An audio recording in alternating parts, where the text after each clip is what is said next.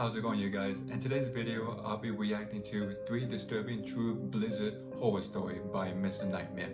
If you guys want to see more of this video, I'll leave a link in the description down below. And make sure you guys like and subscribe to my channel. And with all that being said, let's get started.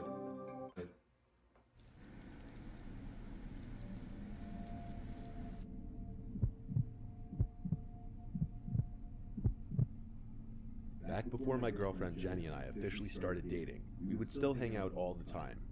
We both snowboard, and her family has a little cabin-type house in Vermont not far from Stowe Mountain Resort. This was around our maybe 10th time hanging out. She invited me to go up there for a weekend with her to go snowboarding for the first time together. It was like a 5-hour drive. As we neared her little house, we spent about half an hour on this very windy, secluded road on which we'd pass occasional driveways that would lead up into properties blocked off by walls of trees. We were way up there in the mountains. The sight of other cars by this point was something to behold. It really felt like we were alone up there. A lot of the driveways didn't even have tire marks in the snow, meaning even a lot of the houses were void of people. Jenny told me that's because a lot of the houses here were owned by people out of state, just like her situation. I was going like 30 when she yelled at me to slow down, it's coming up. So I hit the brakes, and this little opening in the trees that I otherwise would have missed came up. We drove this narrow trail in 4-wheel drive, which led to this small house covered in snow. It looked incredibly cozy. We parked, and first thing we did was turn the heat on in the little house.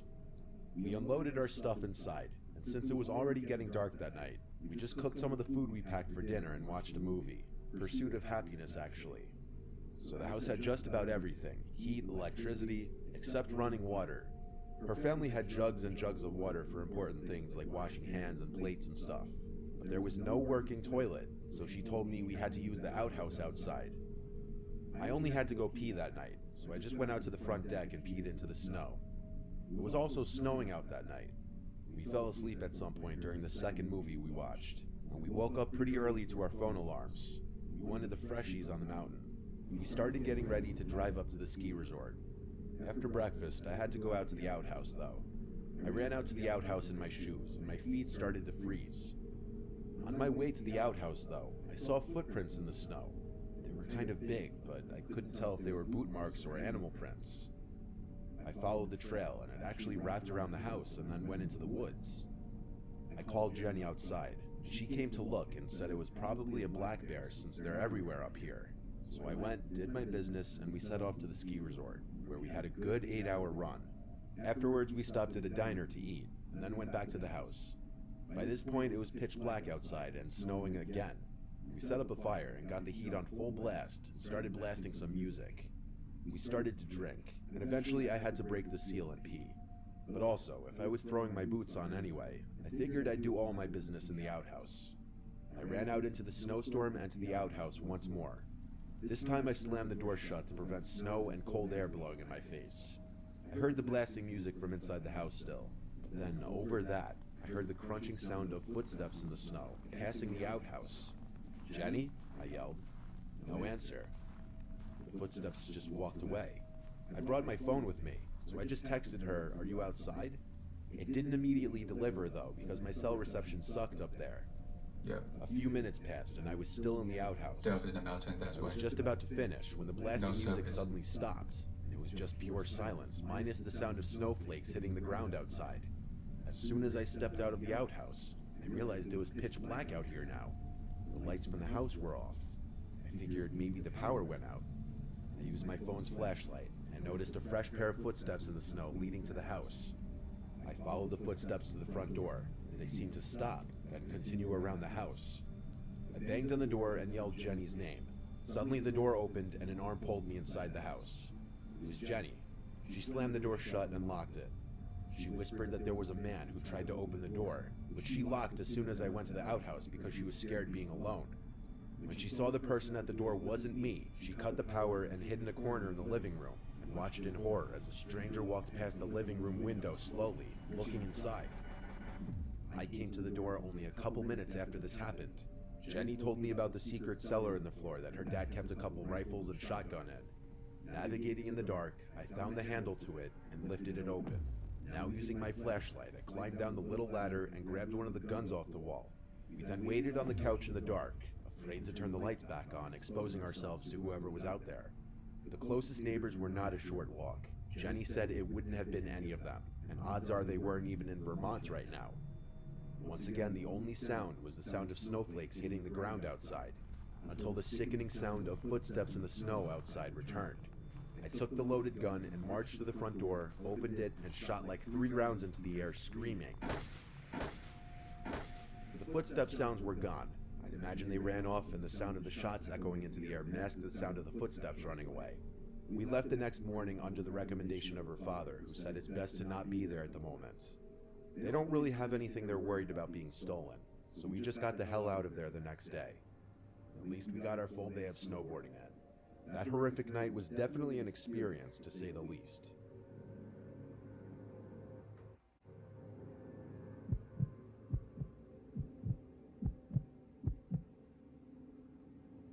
I live in England, and for others who live here, you may remember it snowed quite a lot in the winter of 2018. I used to love the snow, but after what happened, I'm no longer a fan of it. My immediate family was going to visit extended family in Cornwall for the weekend. I didn't want to go. I don't get along with them very well, and would much rather have stayed at home, so I faked an illness. I wasn't expecting it to work, but it did. They went without me and left me in charge of the house, which I was fine with. For the record, I was 16, so it's not like they were being irresponsible. Saturday was great. I went on my computer, watched Netflix, and played in the snow with my dog for a bit. She loves the snow more than anything. That evening, I was just finishing up a mission on Call of Duty World War II, and I started to get hungry. The house is full of food, but mostly food that takes a lot of effort to prepare. I decided to go to the fish and chip shop in the village. By now, it was getting dark outside, and the snow had stopped falling, but it had gotten really deep. I grabbed a tenner and crammed it into my pocket before pulling on a coat and heading outside. The route I take involves going down a tree-lined snicket that has a few street lamps for light before coming out near the main road where the chippy is. By the time I got there, it was dark out. I got some chips, battered sausage, and started to head back home. I was halfway down the snicket clutching my meal when I heard it. In the trees just to my right, a twig snapped. My head whipped around, but I couldn't see anything. My heart was racing, but I tried to convince myself it was just an animal. Until I heard it again. 2 snaps in rapid succession. Now I was scared. I began to walk home fast. I forgot about what was coming up.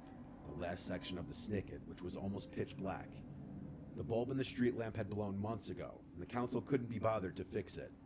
I sighed with frustration and worry, and carried on walking before I heard it. The continuous sound of twigs breaking stopped for a moment, before being replaced by crunching. I stopped and turned around, and my heart stopped. I could see a black figure silhouetted by the lamp further down the snicket, a black figure who was running straight at me. I turned around and full-on sprinted through the snow. I burst out of the snicket and ran to my house, which was only about 10 meters away. I got my keys out as I was running, and I jammed them into the lock as soon as I was close enough. I threw myself into the house and slammed the door shut behind me, locking it. I looked out of the door window and saw nothing. The streets were deserted. It wouldn't be that bad if it ended there. But it didn't. Paranoia kept me up late, and close to midnight, the dog started making a racket, barking and scratching at the back door. I knew deep down what she was barking at, but I didn't want to believe it. I went to the back door, but it was too dark to see anything. I steeled my nerves and flicked the light switch to once again see nothing. The back garden was empty. I dragged the dog away from the door and went back to watching TV, but something was nagging me.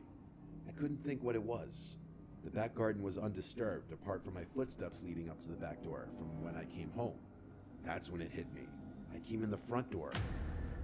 My veins turned to ice, and as I walked to the back door, I realized something was very wrong.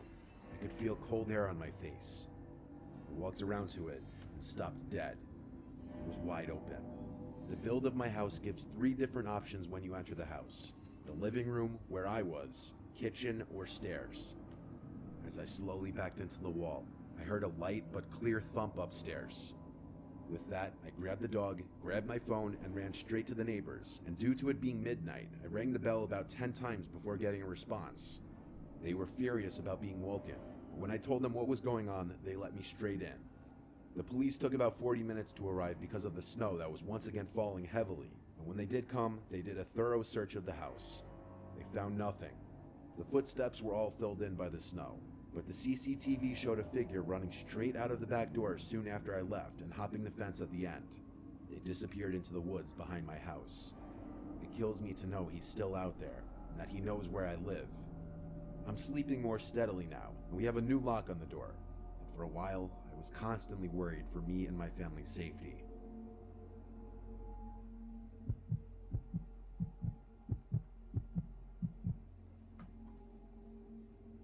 I'm 27 years old. This happened when I was 26. My mom passed away a few years ago. My dad is blind. My dad sold a very successful energy company when I was young though, so we have money and multiple properties which we rent out. Obviously, I have to do my part in helping out given the circumstances. I help manage most of the properties. My dad lives in his one-story condo about 10 minutes away from us. The condo is walking distance to the village, which has grocery stores and anything he could need. My sister Katie and I live in the house that we all used to live in together as a family. Our dad gets by himself with basic things like shopping and taking care of himself, but we have to bring him to further away things like doctor visits and whatever he can't walk to. This happened during a winter storm. Katie was at her boyfriend's house half an hour away from home, so I was home alone.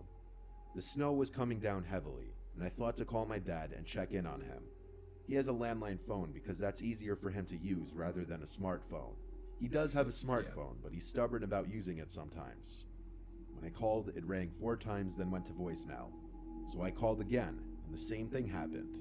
Normally he would rush to the phone to call back whenever we called, so I waited a few minutes before calling one more time when I saw he wasn't calling back. He once again went to voicemail. I left a message asking him to call me back. I called Katie asking if Dad said anything about going out in this weather, and when she said no he didn't, that's when I got worried. I didn't like the idea of him being out in a blizzard, so I drove over to his condo. The roads were so bad that there were hardly any cars on the road.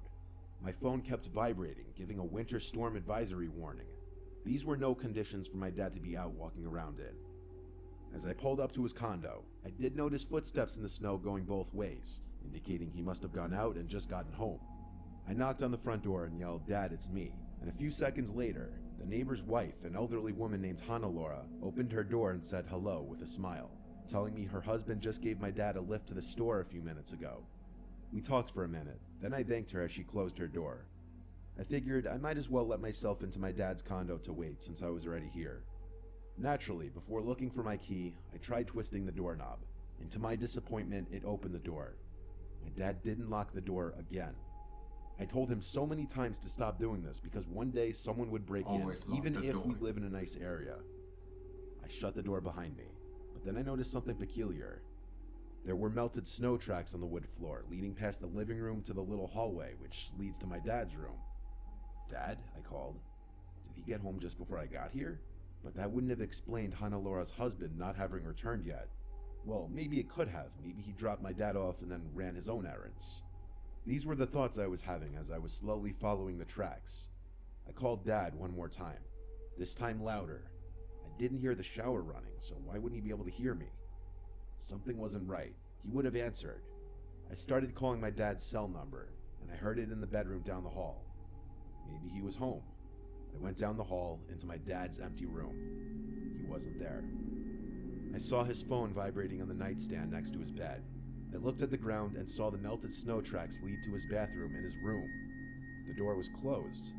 I went over to knock on it and said, "Dad?" one final time. No response.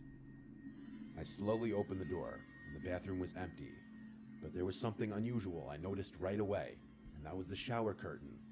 It was pulled shut. My dad always leaves the shower curtain pulled open. I know this for a fact. On top of this, the door being shut was also unusual. He leaves all doors and such open to make navigating easier for himself. I looked at the shower curtain for a moment, then closed the door, walked to the front of the condo, shut the door, and called 911. I waited in the front of the condo, the only He entrance and must be exit. hiding in his shower. Police showed up surprisingly quickly given the conditions. We went back inside of the condo together and right into my dad's room, where we saw a man sitting on the bed with his hands in the air, as if he knew we were coming and he waited there.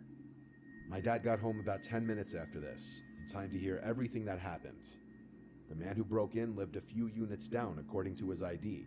That meant this man had been keeping an eye on my dad and his place for a while, with plans to break in and rob him. I I think I learned where the saying "rob him blind" came from after this. My dad, being the kind soul he is, didn't even want to press charges, but we persuaded him to hire a lawyer. The man was charged with third-degree burglary, and he's still in jail to this day.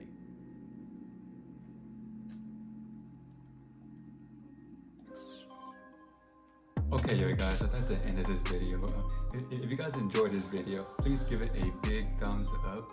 If you guys want to see me more of the video that you want me to react, let me know in the comments down below and I'll get right into it. And make sure you guys subscribe to my channel. And don't forget to turn on the notification bell so you won't miss everything. Thank you guys so much for watching, and I'll see you guys later.